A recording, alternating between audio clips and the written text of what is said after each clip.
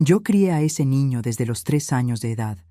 Le di todo hasta el día en que escuché detrás de la puerta que planeaba violarme y matarme por mi pensión.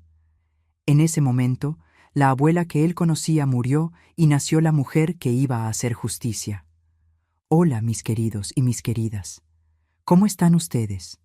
Yo soy la doña Asira, tengo 78 años de edad y vivo aquí en Aguascalientes, en esta ciudadcita tranquila, donde el viento frío golpea la ventana y trae olor a tierra mojada.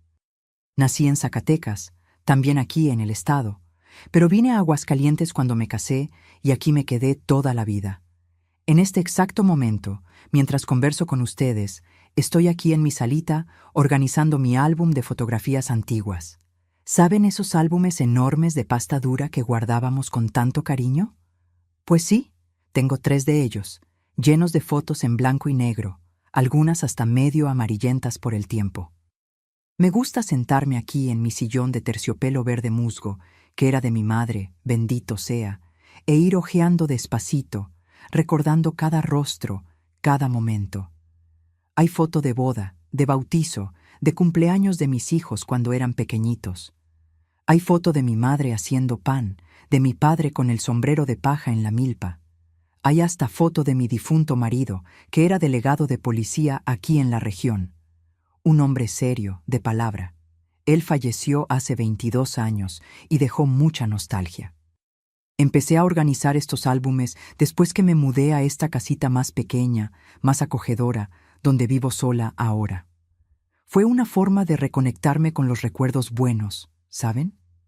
De recordar que la vida no siempre fue pesada, que hubo momentos de alegría, de risa, de abrazo apretado. Cada foto que pego, cada leyenda que escribo con mi letra temblorosa, es un pedacito de mi corazón que dejo registrado. La sala aquí es sencilla, pero es mía. Tengo mis muebles antiguos de madera oscura, mi sofá de hierro fundido, que era de mi bisabuela, pesadísimo. Nadie puede moverlo solo. Mis cortinas de encaje que yo misma hice en crochet y mi mesita de centro, donde siempre hay un florero con flores del patio. Hoy puse unos claveles rojos que brotaron la semana pasada. Le dan un colorido a la sala que calienta el corazón. Ah, y ustedes, mis queridas y mis queridos que me están viendo ahora, cuéntenme aquí, en los comentarios, de qué ciudadcita me están viendo y a qué horita del día encontraron este video. De mañanita con el cafecito caliente, después de la comida mientras descansan, o ya de nochecita cuando la casa está quieta. Yo siempre leo todos los comentarios, ¿eh? Me pone tan feliz saber de dónde son, y cuando sacan un tiempito del día para escuchar las historias de esta abuelita aquí. Cuéntenme, vamos a crear una cadena de cariño. Y si todavía no están suscritos al canal, mi amor, dense clic en ese botoncito rojo ahí abajo y activen la campanita, porque cada semana traigo una historia nueva para ustedes. Historias de vida, de superación, de cosas que pasamos y que necesitan ser contadas. Y dejen su like también, que eso ayuda mucho a la abuelita aquí a continuar compartiendo estas vivencias con ustedes. Hoy necesito contar una historia muy difícil, una historia que todavía duele en el pecho, pero que necesita ser dicha. Es sobre confianza quebrada, sobre decepción profunda, sobre el momento en que descubres que la persona que más amaste y cuidaste en el mundo entero planeaba destruirte. Es sobre mi nieto, el Bruno, el niño que crié como si fuera mi propio hijo, el niño que se transformó en mi peor pesadilla. Pero para que entiendan todo bien, necesito volver allá al principio. Necesito contar cómo empezó todo, cómo era mi vida antes de todo este dolor. Entonces, acompáñenme, que voy a compartir con ustedes cada pedacito de esta jornada. Yo nací en 1946, en un día frío de junio, allá en Zacatecas, una ciudad serrana donde el invierno es de helar los huesos. Mi padre se llamaba Lindolfo, un hombre trabajador de manos callosas, que cuidaba de una pequeña propiedad rural, donde sembrábamos papa, maíz y criábamos algunas vacas lecheras. Mi madre era la doña Hortensia, una mujer de fibra, de esas que despertaban antes que saliera el sol, para encender el fogón de leña y hacer pan casero para el desayuno. Éramos 5 hermanos. Yo era la segunda hija.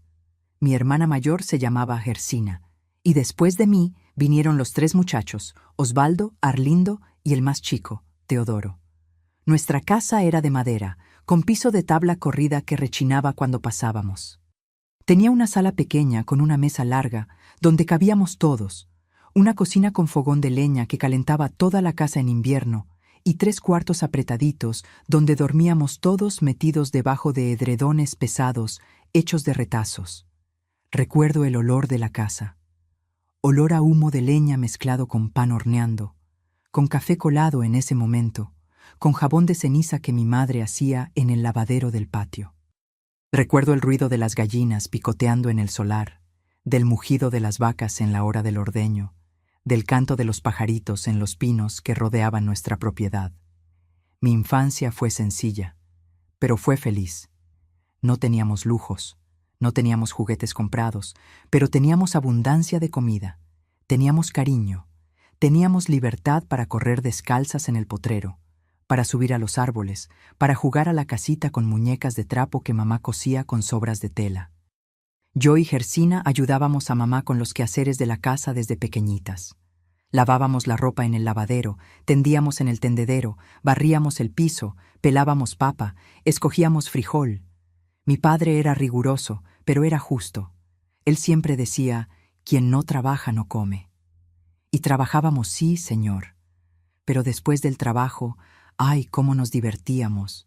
Los domingos, después de la misa en la iglesita del pueblo, íbamos al río con los primos y los vecinos. Pescábamos charales, hacíamos picnic a la orilla del agua, jugábamos a las escondidas entre las piedras. Recuerdo una vez que yo tenía como 8 años y me caí al río tratando de agarrar un pescado. El agua estaba heladísima, era pleno invierno. Salí de ahí morada de frío, temblando como vara verde, y mi madre me envolvió en una cobija y me dio té de hierbabuena con miel. Se enojó conmigo, pero después se rió y dijo, «Eres terca igual que tu padre, niña». Y era verdad. Yo saqué la terquedad de mi padre y la fuerza de mi madre. Cuando tenía 10 años, empecé a ir a la escuelita rural. Quedaba lejos de casa. Íbamos a pie, llevábamos lonchera de comida en el morral. La maestra era la doña Ibonete, una señora delgadita que usaba lentes de marco grueso y que tenía una paciencia de santa para enseñar a los niños. Yo adoraba estudiar, adoraba leer, hacer cuentas, copiar las lecciones en el cuaderno con letra bien bonita. Mi sueño de niña era ser maestra también. Yo quería enseñar a otros niños, quería tener ese olorcito a gis, esa autoridad de quien sabe las cosas. Pero la vida tenía otros planes para mí. Cuando cumplí 12 años, mi padre se enfermó. Fue una enfermedad fea que lo fue consumiendo de a poco. El médico del pueblo dijo que era problema del pulmón, cosa de trabajar mucho en el frío, de respirar polvo de la cosecha. Mi padre luchó por 2 años, pero acabó falleciendo cuando yo tenía 14 años. Fue un golpe terrible para toda la familia. Mi madre quedó viuda con 5 hijos para criar y una propiedad rural para manejar.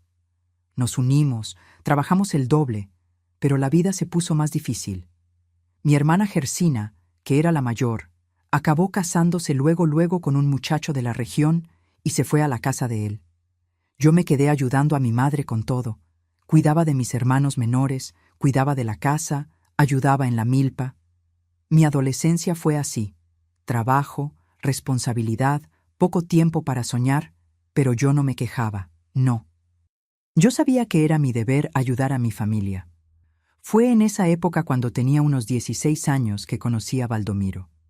Él era un muchacho de Aguascalientes, hijo de un comerciante de allá, que había venido a pasar una temporada en Zacatecas, en la casa de unos parientes. Nos conocimos en una fiesta de la comunidad. Él era guapo, educado, hablaba bien, me invitó a bailar y bailamos toda la noche. Mi corazón latió fuerte ese día. Baldomiro volvió a Aguascalientes, pero no me olvidó. Empezó a escribirme cartas, cartas bonitas, llenas de palabras cariñosas, de promesas de futuro. Mi madre leía las cartas junto conmigo y se emocionaba toda. «Este muchacho es serio, Asira, te quiere de verdad», decía. noviamos por correspondencia durante casi 2 años. Él venía a visitarme de vez en cuando, siempre trayendo regalo para mi madre y para mis hermanos. Conquistó a toda la familia y cuando cumplí 18 años me pidió en matrimonio. Mi madre lloró de alegría. Yo también lloré.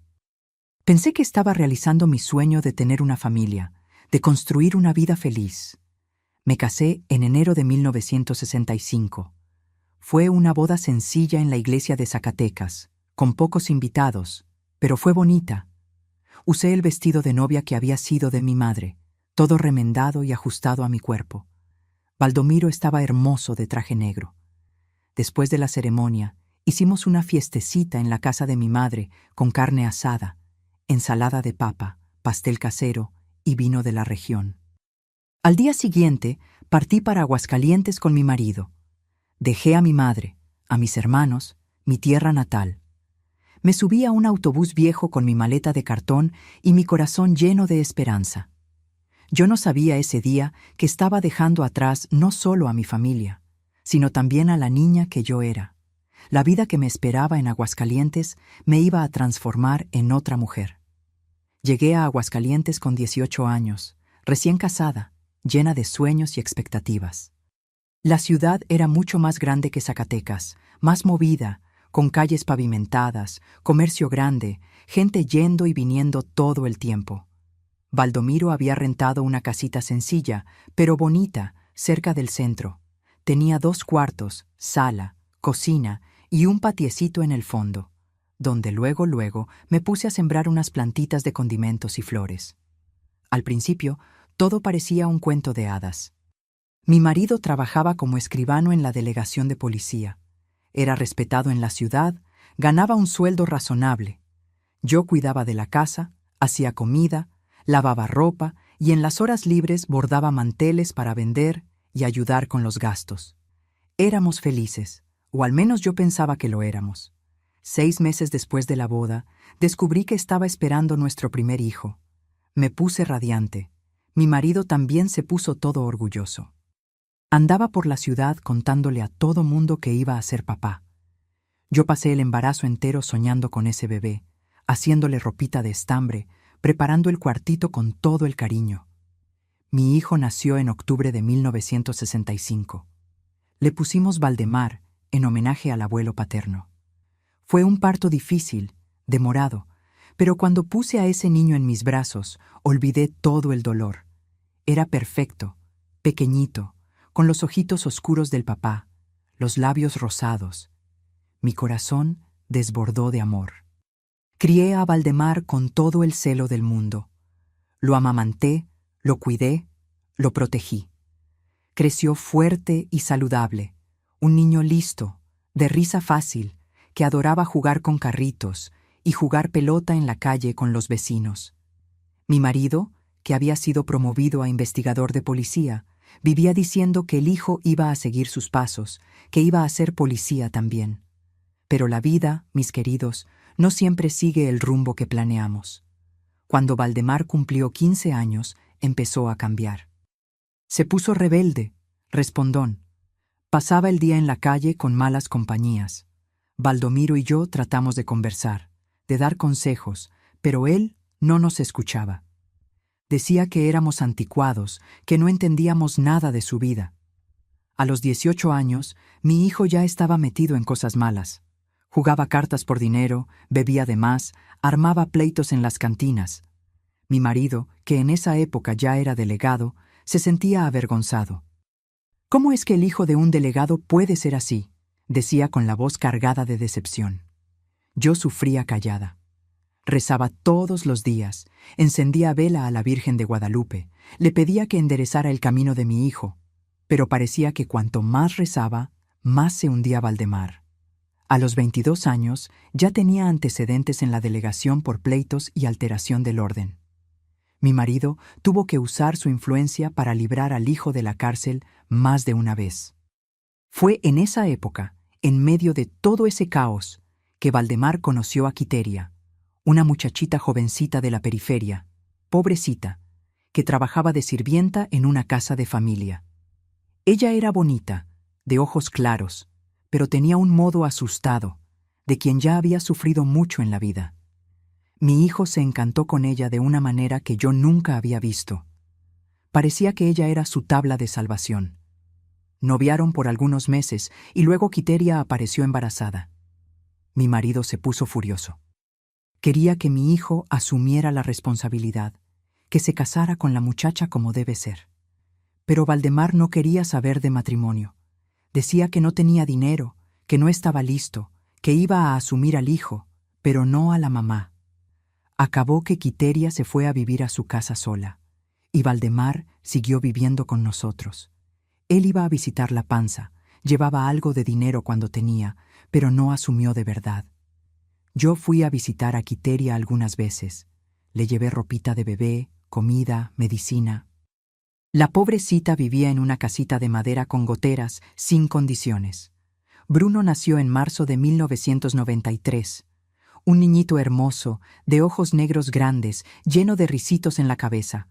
Yo me enamoré de ese nieto en el primer instante que lo vi, pero mi corazón también dolía, porque yo sabía que esa criatura iba a sufrir, que iba a crecer sin estructura, sin papá presente, en una casa sin condiciones.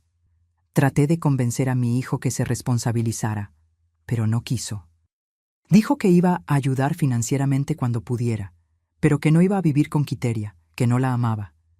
Yo me indigné, pero ¿qué podía hacer? Mi hijo ya era hombre hecho, tomaba sus propias decisiones, por más equivocadas que fueran. Quiteria trató de criar a Bruno sola por 3 años. Yo ayudaba como podía, iba allá cada semana a llevar comida, ropa, a quedarme con el niño para que ella pudiera trabajar. Pero su vida era muy difícil. Ella trabajaba de sirvienta todo el día, volvía a casa agotada, casi no tenía tiempo de darle atención al hijo. Bruno quedaba abandonado, sucio, con hambre. A veces mi hijo continuaba en la vida mala.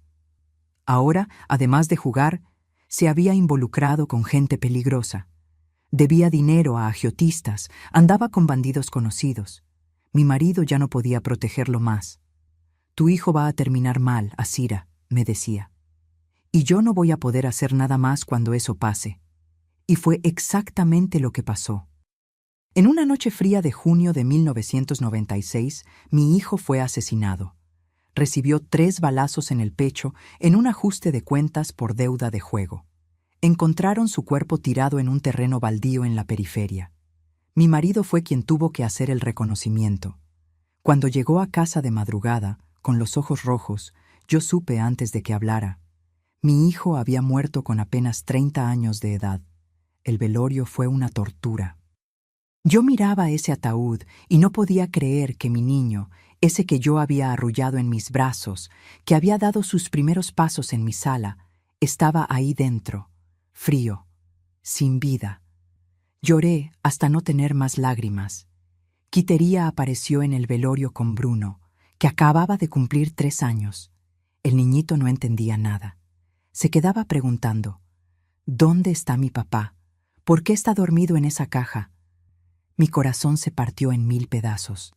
Después del entierro, Quiteria vino a hablar conmigo. Estaba desesperada. Dijo que no tenía condiciones de criar a Bruno sola, que apenas podía pagar la renta de la casita, que no aguantaba más. «Doña Asira, ¿la señora puede quedarse con él solo por un tiempo hasta que yo me organice?» Yo miré a Brunito. Era igualito a mi hijo. Tenía los mismos ojos, el mismo modo. Era el único pedazo de Valdemar que me quedaba. No lo pensé 2 veces. «Deja al niño conmigo, Quiteria. Yo lo cuido». Quiteria se fue ese mismo día. Prometió que iba a volver, que iba a buscar al hijo en cuanto consiguiera un empleo mejor, una casa mejor. Pero los días fueron pasando, las semanas, los meses, y nunca más apareció. Desapareció. Dejó a Bruno conmigo para siempre. Mi marido, que nunca había sido muy apegado a los niños, acabó aceptando al nieto en casa. «Pobrecito del niño, no tiene culpa de nada», decía. Y así, con 50 años de edad, yo volví a ser madre. Crié a Bruno como si fuera mi propio hijo. Crié a Bruno con todo el amor que tenía en el pecho. Él era un niño listo, de sonrisa amplia, que me llamaba abuelita, con una voz dulcecita que derretía mi corazón. Lo inscribí en una escuela particular buena. Pagué con el dinero de mi pensión y con unos trabajitos que hacía cosiendo para afuera. Mi marido, Baldomiro, ayudaba también, pero no tenía mucha paciencia con niños. Decía que ya había criado un hijo y que no quería pasar por eso de nuevo. Bruno creció consentido, lo confieso. Yo le daba todo: ropa buena, material escolar nuevo, tenis de marca. Todo lo que no pude darle a mi hijo, se lo daba a mi nieto. Pensaba que estaba compensando la ausencia de su mamá, la pérdida de su papá. Pensaba que estaba haciendo lo correcto, pero conforme fue creciendo, empecé a notar unas cosas extrañas. Mentía con una facilidad espantosa. Agarraba dinero de mi bolsa y lo negaba. Faltaba a clases y decía que había ido. Armaba problemas en la escuela y la culpa siempre era de los otros. Yo conversaba, le regañaba, pero él me miraba con esos ojos grandes e inocentes y yo acababa creyéndole. «Abuelita, te juro que no fui yo», decía. Y yo le creía. Cuando Bruno cumplió 18 años, mi marido falleció. Fue un infarto fulminante en la delegación, en medio del turno. Ni dio tiempo de socorrerlo. Lo enterramos en un día lluvioso de agosto y yo me quedé sola en el mundo con mi nieto, sola para salir adelante con todo. Bruno presentó examen para la universidad, pero no pasó. Dijo que iba a trabajar, que me iba a ayudar con las cuentas. Consiguió un empleo en una tienda de electrodomésticos, pero no duró 3 meses. Lo despidieron por faltas y llegadas tarde. Consiguió otro empleo en una gasolinera, pero tampoco duró. Siempre tenía una excusa. El patrón era pesado, los compañeros le tenían envidia, el sueldo era bajo. A los 20 años ya no trabajaba más. Vivía en casa, durmiendo hasta tarde, en el celular, jugando videojuegos. Yo lo mantenía con mi pensión de viuda de delegado, que no era mucho, pero alcanzaba para lo básico. Yo le pedía que buscara empleo, pero decía que estaba difícil, que iba a intentar la semana siguiente, que necesitaba tener paciencia con él. Y yo siempre tuve, porque él era mi nieto, el hijo que no tuve, el pedazo de mi Valdemar que quedó en este mundo. Yo no podía ser dura con él. Fue a los 22 años que Bruno empezó a desaparecer en las noches. Salía después de la cena y solo volvía de madrugada. Yo le preguntaba dónde había ido y decía que estaba con los amigos, platicando, tomando unas cervezas. Yo me preocupaba, pero no podía encerrar a un hombre adulto dentro de casa, ¿verdad? Las cosas fueron empeorando. Empezó a pedir dinero prestado. «Abuelita, préstame $500, te los devuelvo la semana que viene». Y nunca los devolvía. Descubrí que estaba frecuentando casas de apuestas, esas maquinitas electrónicas que envician a la persona.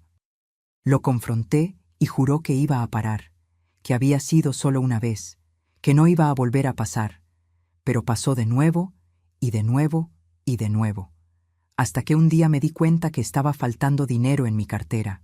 No poco, no. Faltaban $2,000 que yo había guardado para pagar la luz. Le pregunté a Bruno y lo negó con una cara dura que me dejó helada. «Yo no agarré nada, abuelita. La señora debe haber olvidado dónde lo guardó». Pero yo no había olvidado. Yo sabía exactamente dónde había puesto ese dinero, y él lo había agarrado. Mi propio nieto me estaba robando. Traté de conversar de nuevo, esta vez con más firmeza. Le dije que me estaba faltando al respeto, que yo no merecía ser tratada de ese modo después de todo lo que había hecho por él. Él me miró con un desprecio que nunca había visto antes y dijo: «Tú no hiciste nada del otro mundo, abuelita. Tú solo hiciste tu obligación». Aquello dolió más que cualquier cosa. Dolió porque era mentira. Yo no tenía obligación de criarlo. Podía haberlo dejado con la mamá, podía haberlo entregado al DIF, podía haberme lavado las manos, pero no lo hice. Yo asumía a ese niño como si fuera mi sangre, mi carne, y él me echaba eso en cara como si no valiera nada. Los meses fueron pasando y la situación solo empeoró. Bruno perdió el control con las apuestas. Empezó a deber a agiotistas, gente peligrosa de la ciudad. Recibí amenazas en el teléfono, gente tocando a mi puerta de madrugada, cobrando deudas de él. Yo, una señora de 76 años, siendo amenazada por delincuentes por las deudas de mi nieto. Pagué una deuda, después pagué otra. Usé el dinero que tenía guardado para una emergencia. Ese dinero que juntaba guardadito debajo del colchón hacía años. Pensé que eso lo iba a hacer entender la gravedad de la situación, que lo iba a hacer cambiar. Pero no lo hizo. Él solo se puso más cómodo porque sabía que la abuelita siempre iba a limpiar su desorden, siempre iba a pagar, siempre iba a perdonar. Empezó a tratarme mal. Me gritaba cuando le pedía que arreglara el cuarto. Me insultaba cuando me quejaba que no ayudaba en casa. Me mandaba callar cuando trataba de darle consejos. Eres una vieja fastidiosa, abuelita. Tú no entiendes nada de mi vida, decía con un rencor en la voz que me cortaba por dentro. Yo lloraba escondida en mi cuarto. Lloraba de pena, de decepción, de cansancio, porque yo le había dado todo a ese niño y se había transformado en un monstruo igual que su papá, igual que mi hijo. Un día estaba arreglando su cuarto porque él no arreglaba, dejaba todo tirado. Y encontré un cuchillo escondido debajo del colchón, un cuchillo grande de cocina, afilado. Me quedé aterrada. ¿Para qué necesitaba eso? ¿Para qué? Lo confronté en cuanto llegó a casa. Le mostré el cuchillo y le pregunté qué era eso. Él se rió en mi cara. Es para mi protección, abuelita. Hay mucha gente que me quiere agarrar en la calle por deudas. Necesito defenderme. Defenderse como si él fuera la víctima, como si él no hubiera creado toda esa situación solo. Esa noche no pude dormir. Me quedé en la cama, mirando el techo, pensando en cómo había llegado hasta ahí. ¿Cómo es que ese nieto que yo amaba tanto, que había criado con tanto cariño, se había transformado en eso? ¿Dónde me equivoqué? Pero la verdad, mis queridos, es que yo no me equivoqué. Yo hice todo lo que pude. Yo di amor, di estructura, di educación. El problema no estaba en mí. El problema estaba en él, en su carácter, en su elección. Él había elegido el camino equivocado, así como su papá había elegido. Y yo, pobrecita de mí, seguía ahí en la ilusión de que un día él iba a cambiar. De que un día iba a despertar y darse cuenta de cuánto me había sacrificado por él. De que un día me iba a mirar con amor y decir, gracias, abuelita, por todo. Pero ese día nunca llegó, y lo que llegó fue mucho peor de lo que podía imaginar. Las cosas siguieron empeorando en los meses siguientes. Bruno no solo estaba hundido en deudas, sino que también empezó a traer gente extraña a mi casa.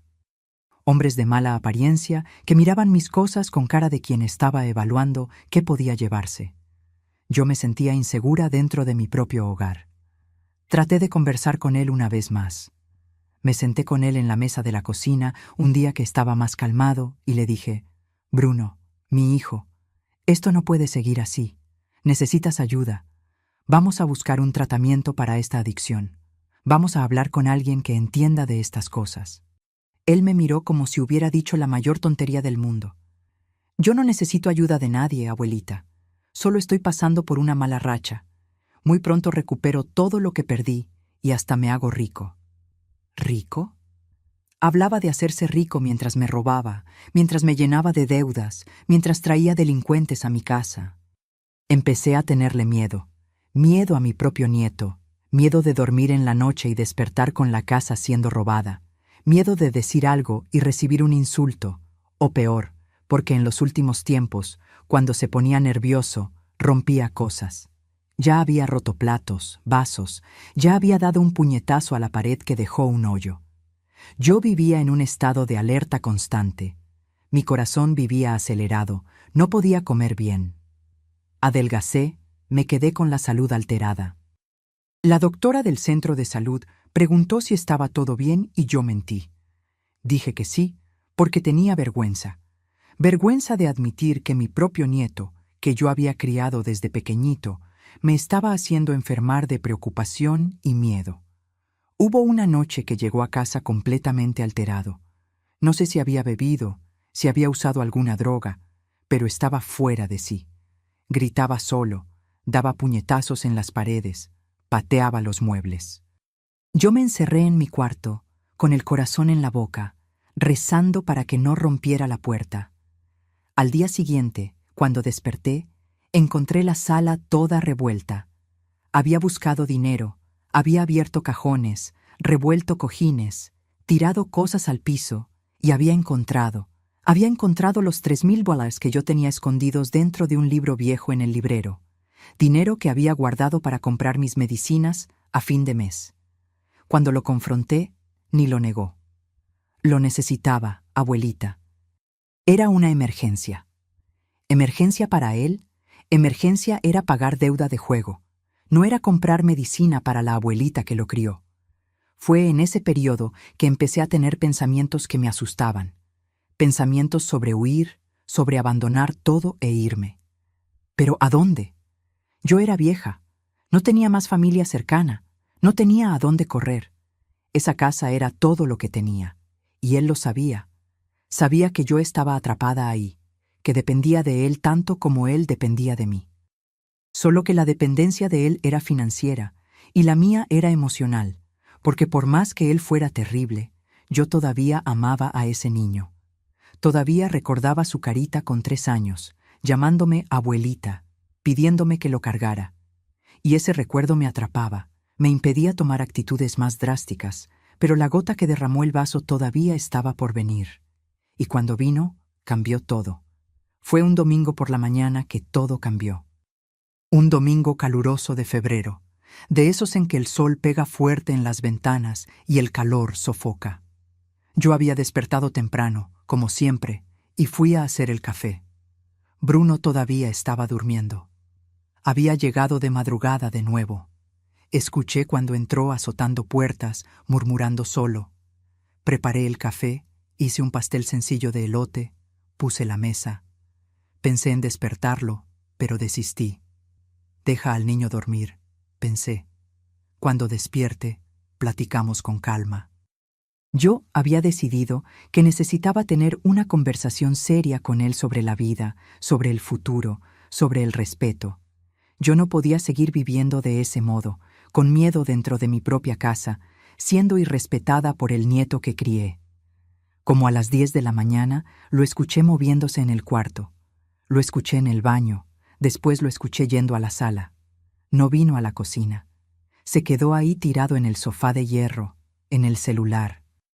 Ese sofá, mis queridos, es una pieza antigua de mi bisabuela, todo de hierro fundido, con unos diseños trabajados, pesadísimo. Ni 2 hombres fuertes pueden moverlo de lugar. Le llevé un vaso de jugo de naranja, jugo natural que había exprimido en ese momento. Lo puse en la mesita de centro, enfrente de él. «Buenos días, mi hijo», le dije con una sonrisa cansada. Él ni me miró, agarró el vaso y lo bebió de un trago, sin un gracias, sin nada. Volví a la cocina y me quedé ahí lavando los trastes, pensando en cómo empezar la conversación. Pero antes de que pudiera llamarlo, escuché su teléfono sonar. Contestó en altavoz y la voz del otro lado era alta. Se oía desde donde yo estaba. «¿Y qué, Bruno? ¿Resolviste mi lana?» Era una voz gruesa, amenazadora. «Relájate, Marcón».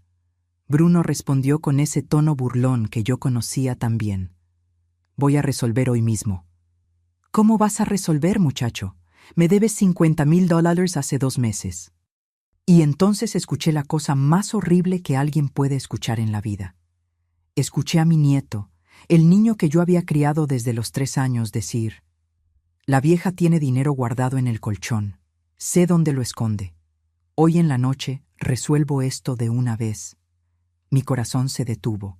Mis manos temblaron tanto que casi tiré el plato que estaba lavando. Pero me quedé ahí inmóvil, escuchando. «¿Cómo vas a agarrar la lana de ella? Ella no va a dejar que la agarres así», el tal Marcón dijo. Y ahí vino la parte que destruyó mi alma. Voy a darle un susto. Voy a hacer lo que ningún hombre debe hacer con la abuela. Voy a divertirme un poco primero. Está vieja, pero aguanta. Después la asfixio con la almohada. Voy a decir que fue ataque al corazón. Todo mundo va a creer. Vieja de 76 años, ¿no? Normal morir del corazón. Ellos se rieron, los dos se rieron. Sentí que mis piernas fallaban. Me apoyé en el fregadero de la cocina, la boca seca, el corazón latiendo tan fuerte que parecía que iba a salir por el pecho. Ese niño que yo había arrullado en mis brazos, que había cuidado cuando estaba enfermo, que le había dado todo, estaba planeando violarme y matarme por dinero. No era posible. No podía ser real, pero lo era. Y yo sabía que lo era, porque vi a lo largo de los años cómo se transformaba en la misma criatura que su papá era, sin carácter, sin alma, sin corazón. Me quedé parada ahí en la cocina, temblando por largos minutos, tratando de pensar, tratando de decidir qué hacer, llamar a la policía y decir que mi nieto planeó matarme, pero todavía no hizo nada. Iban a pensar que estaba loca, paranoica, salir de casa corriendo e ir a dónde. No tenía a nadie más. Mis hermanos estaban viejos, lejos, algunos ya habían fallecido. Yo no tenía amigos cercanos, éramos solo él y yo en esa casa. Entonces, en medio de esa desesperación, algo nació dentro de mí. No fue rabia, fue algo más frío, más calculado. Fue la voluntad de sobrevivir y la certeza de que no iba a dejar que ese monstruo destruyera mi vida. Abrí el gabinete donde guardaba las medicinas. Agarré la caja de pastillas para dormir que el médico me había recetado cuando mi marido murió y yo sufría de insomnio. Tenía unas 5 pastillas ahí dentro. Las trituré todas con el reverso de una cuchara, bien finito, hasta hacerlas polvo. Las mezclé en el jugo de naranja. Revolví bien revuelto. Mi mano no tembló. Mi corazón todavía latía fuerte, pero mi mente estaba clara. ¿Era él o yo? Y yo elegí. Llevé el jugo a la sala. Bruno, hijo, calienta ese jugo, ¿está bien? Déjame hacerte otro bien frío. Él ni me miró. Me da igual, abuelita. Volví a la cocina. Fingí que estaba haciendo otro jugo. Me quedé ahí esperando 10 minutos, 15, 20, y entonces escuché. Silencio. Volví a la sala. Él estaba caído en el sofá, la boca entreabierta, el celular resbalado de la mano, durmiendo pesado, muy pesado. Fui al cuarto donde guardaba las cosas de mi difunto marido. Agarré las esposas que él usaba en el trabajo. Esposas de metal, pesadas, con la llave colgada en un llaverillo pequeño. Volví a la sala, miré a Bruno durmiendo. Parecía un ángel, pero yo sabía que no lo era. Yo sabía lo que había planeado para mí. Agarré la almohada que estaba al lado de él en el sofá, esa almohada vieja de plumas que él usaba cuando dormía ahí. La puse sobre su cara y apreté, no para matarlo, sino para asegurarme que no iba a despertar del susto. Él se movió un poco, trató de debatirse, pero la medicina había hecho efecto. Estaba débil, dopado. En algunos segundos dejó de moverse. Quité la almohada. Él todavía respiraba. Estaba solo más profundamente sedado. Entonces, con una fuerza que no sabía que tenía, esposé su muñeca derecha al pie del sofá de hierro fundido. Arrastré su brazo izquierdo hasta la reja de la ventana y lo esposé ahí. Se quedó estirado, boca arriba, crucificado entre el sofá y la ventana. Me senté en el sillón enfrente de él, me preparé una taza de té de manzanilla y esperé. Esperé a que despertara. Esperé a que el monstruo abriera los ojos y se diera cuenta de que la presa se había convertido en cazadora. Mientras esperaba, 1000 pensamientos pasaron por mi cabeza. Pensé en todo lo que había vivido. Pensé en mi infancia feliz en Zacatecas, en mis padres, en mis hermanos. Pensé en el día de mi boda llena de esperanza. Pensé en el nacimiento de mi hijo, en esa alegría inmensa. Pensé en su muerte, en ese dolor sin fin. Pensé en Brunito de 3 años llegando a mi casa, asustado, necesitando amor. Y pensé en cómo todo se había derrumbado, en cómo ese niño inocente se había transformado en una criatura capaz de planear la violación y el asesinato de su propia abuela. ¿Será que podía haber hecho algo diferente? ¿Será que si hubiera sido más dura, más rigurosa, las cosas habrían sido diferentes? Esas preguntas me torturaban, pero en el fondo yo sabía la respuesta. Yo había hecho lo mejor que pude. El resto era elección de él. Él había elegido seguir los pasos del papá, elegido el camino de la mentira, de la adicción, de la violencia, y ahora yo tenía que también elegir entre ser víctima o sobreviviente, entre aceptar mi destino o luchar por mi vida. Yo elegí luchar. Él despertó como al mediodía. El efecto de la medicina había pasado, pero la confusión en su cabeza era grande. Escuché cuando trató de moverse y se dio cuenta que no podía. Escuché el ruido del metal de las esposas golpeando el hierro del sofá, el grito ahogado de sorpresa. «¿Qué es esto?», gritó, jalando los brazos con fuerza. El metal le cortó la piel, dejó un hilito de sangre en la muñeca. «Suéltame, suéltame ahora». Yo no me moví.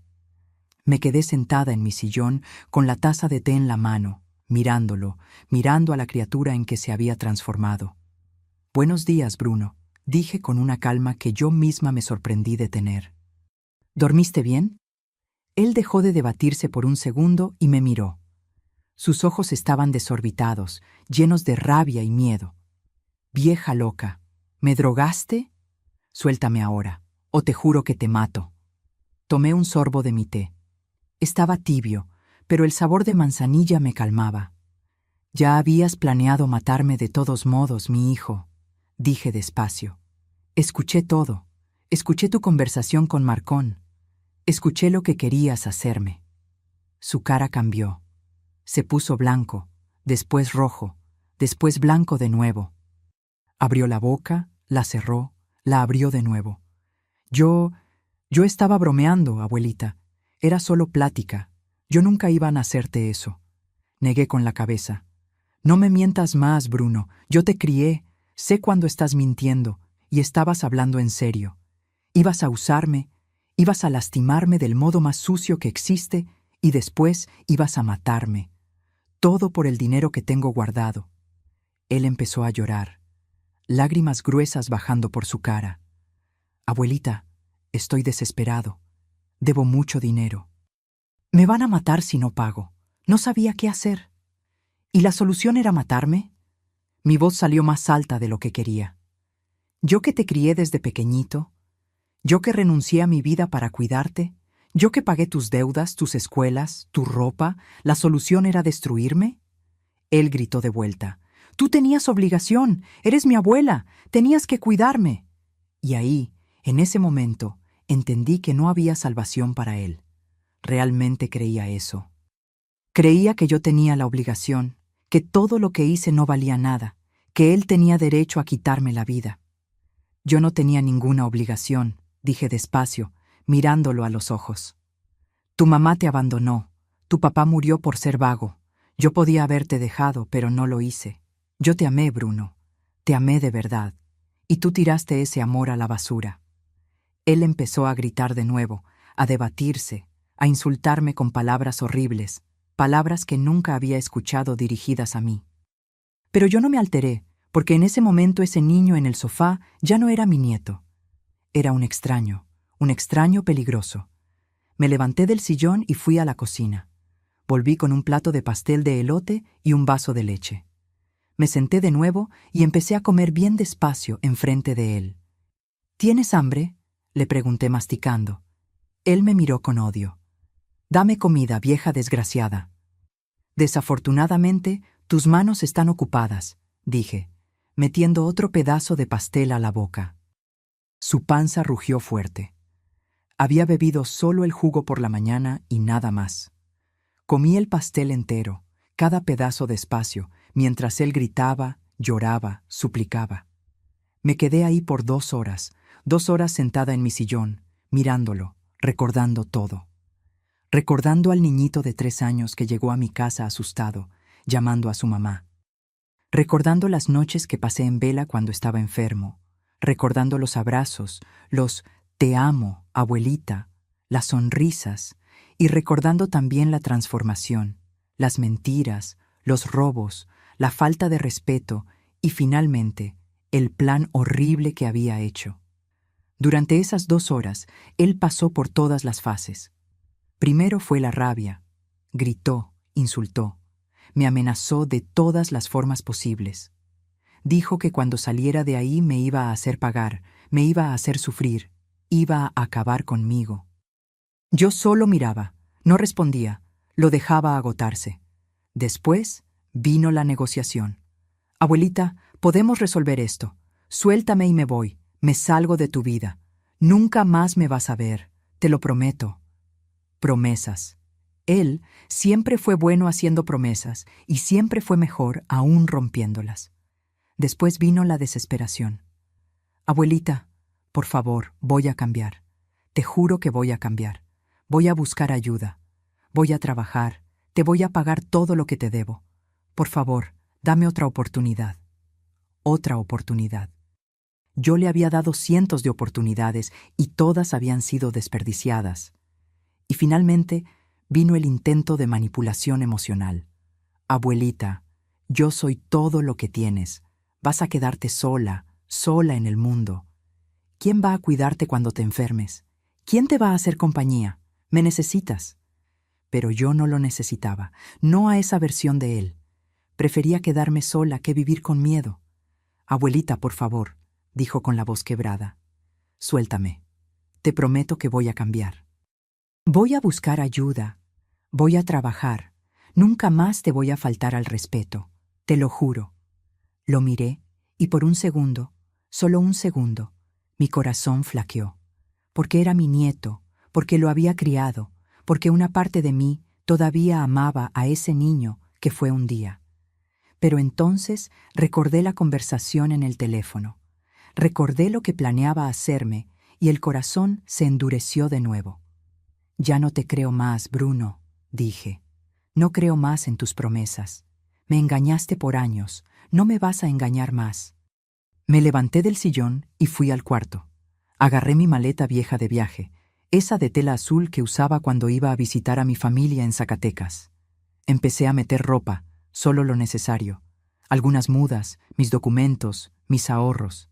Mientras arreglaba la maleta, miraba los objetos del cuarto. La cama donde había dormido por tantos años con mi marido. La cómoda donde guardaba mi ropa. Las fotos en la pared. Toda una vida ahí. Y yo estaba dejando todo atrás, pero no tenía opción. Esa casa había sido profanada. Se había convertido en un lugar de miedo, de amenaza. Ya no era mi hogar, era mi prisión. Cuando volví a la sala con la maleta en la mano, él entró en pánico. «¿Me vas a dejar aquí, abuelita?» «No. Me voy a morir de hambre. Me voy a morir de sed, por el amor de Dios». Puse la maleta cerca de la puerta. Volví hasta él. Agarré su celular que se había caído al piso durante la confusión y lo puse en la mesita de centro, lejos de su alcance, pero a la vista. «No te vas a morir», dije. «Yo no soy igual que tú. Yo no soy asesina». Fui hasta la puerta de entrada. La abrí. El sol afuera era fuerte, caliente. La calle estaba vacía, quieta. Era domingo. Todo mundo debía estar comiendo. Dejé la llave de las esposas en la delegación, dije, mirándolo una última vez. La dejé dentro de un sobre, junto con la grabación de tu conversación con Marcón. Grabé todo en mi celular. Sus ojos se desorbitaron. La policía va a recibir el sobre hoy en la tarde. Un conocido mío de la época de tu abuelo va a pasar por él. Van a venir aquí dentro de unas 4 o 5 horas llegan. Abuelita, no hagas esto. No me entregues a la policía. Me van a meter preso. Te mereces estar preso, dije. Planeaste violarme y matarme, Bruno. ¿Crees que iba a dejarte libre después de eso? Él empezó a debatirse de nuevo con una fuerza desesperada. El sofá era demasiado pesado, no se movió ni un centímetro. Las esposas cortaban sus muñecas, la sangre corría, pero él no paraba. Gritaba, berraba, lloraba. Agarré mi maleta, miré a la sala, esa sala donde había vivido tantos años, donde mi marido se había sentado en el sillón leyendo el periódico, donde mi hijo había jugado cuando era niño, donde mi nieto había visto caricaturas en mis piernas. Pero esa sala ya no era mía, esa casa ya no era mía, porque él había destruido todo. «Hasta nunca más, Bruno», dije, y cerré la puerta. escuché su grito haciendo eco, aún a través de la puerta de madera gruesa. Lo escuché gritando mi nombre, suplicando, llorando. Lo escuché gritar que me iba a buscar, que se iba a vengar, que iba a pagar por aquello. Pero yo no volví, no miré atrás, no flaqueé. Caminé hasta la parada del camión, 2 cuadras adelante. Caminé despacio, con mi maleta pesada en la mano, sintiendo el sol caliente en la espalda. La calle estaba vacía, las casas con las ventanas cerradas, nadie para ver a una señora vieja saliendo de casa con una maleta.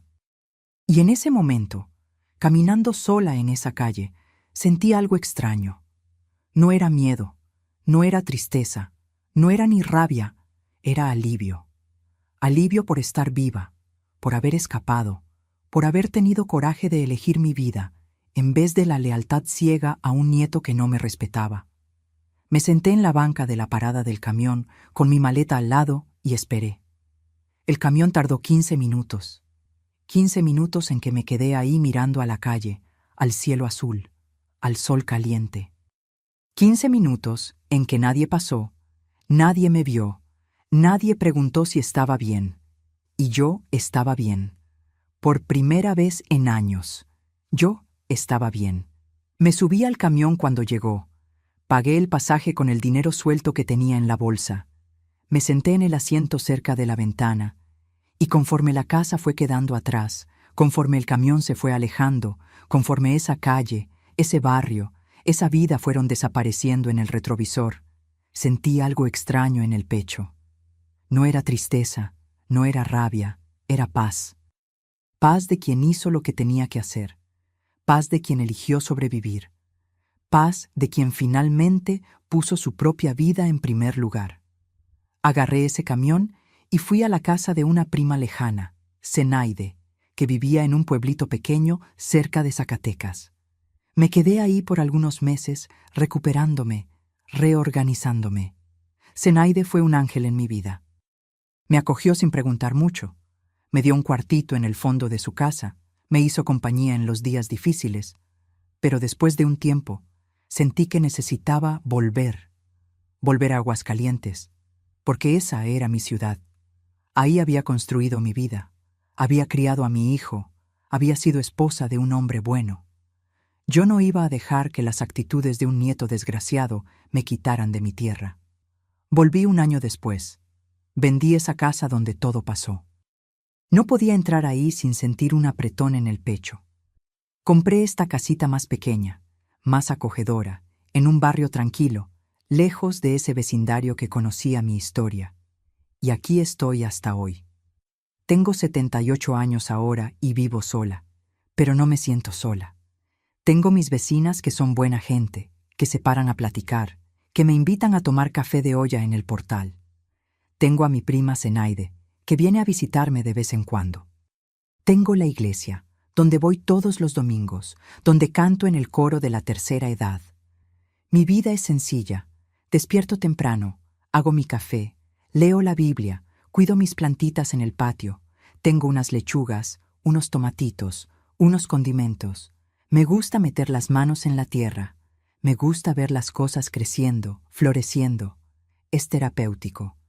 Por las tardes, cuando no estoy en la iglesia, ayudando con algún bazar o reunión, me quedo aquí organizando mis álbumes de fotografía, bordando o viendo mis programas en la televisión.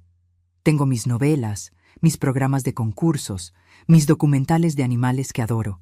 De vez en cuando hago unos dulces de leche para vender en la feria de la iglesia. No es por el dinero, es más por la distracción, para sentirme útil, para platicar con la gente. Me gusta cuando alguien prueba mi dulce y dice: «¡Qué delicia, doña Asira! La señora tiene mano bendita». Yo no tengo más contacto con Bruno. Sé por terceros que fue preso, que estuvo algunos años en la cárcel, que después salió. Dicen que se arrepintió, que llora cuando habla de mí, que quería pedirme perdón. Pero yo no quiero verlo, no quiero escuchar disculpas, porque lo que hizo no tiene perdón. No para mí. No es odio.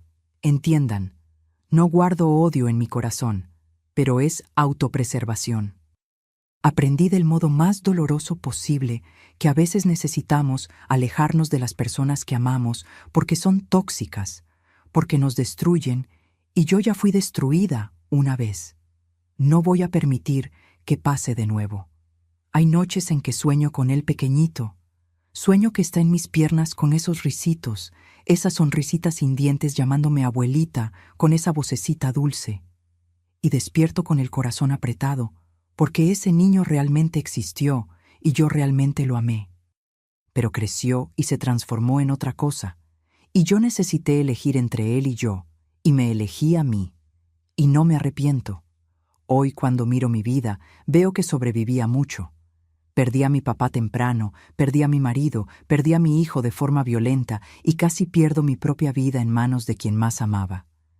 Pero todavía estoy aquí. Todavía despierto todos los días. Todavía sonrío. Todavía encuentro motivos para agradecer.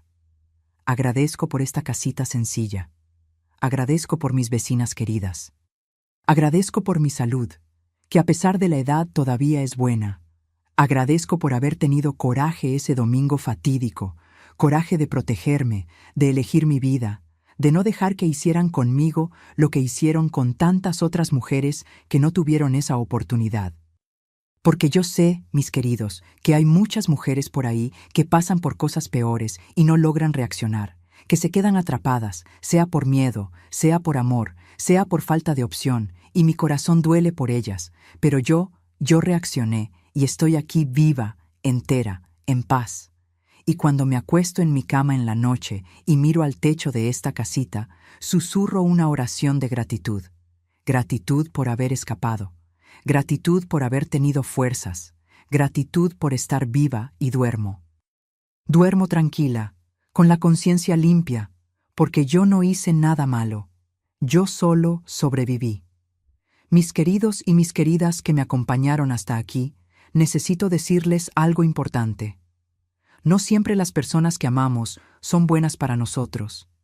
A veces, las personas más peligrosas son aquellas que duermen bajo el mismo techo que nosotros. Aquellas que cuidamos, protegimos, amamos con toda la fuerza del corazón. Y cuando nos damos cuenta de eso, duele. Duele de un modo que es difícil explicar, porque queremos creer que el amor es suficiente, que si damos amor, cariño, dedicación, la persona va a cambiar, va a mejorar, nos va a valorar. Pero no siempre es así. A veces la persona elige un camino que no podemos seguir, un camino de mentira, de manipulación, de maldad. Y cuando eso pasa, necesitamos tener coraje de decir, hasta aquí no voy más. Yo elijo mi vida. Yo elijo mi paz. Y no es egoísmo, no es falta de amor, es supervivencia, es respeto por uno mismo. Es entender que nosotros también merecemos vivir, merecemos ser felices, merecemos tener tranquilidad. Si estás en una situación parecida a la mía, si tienes a alguien en tu familia que te maltrata, que te usa, que te amenaza, sábelo. No estás obligada a aguantar.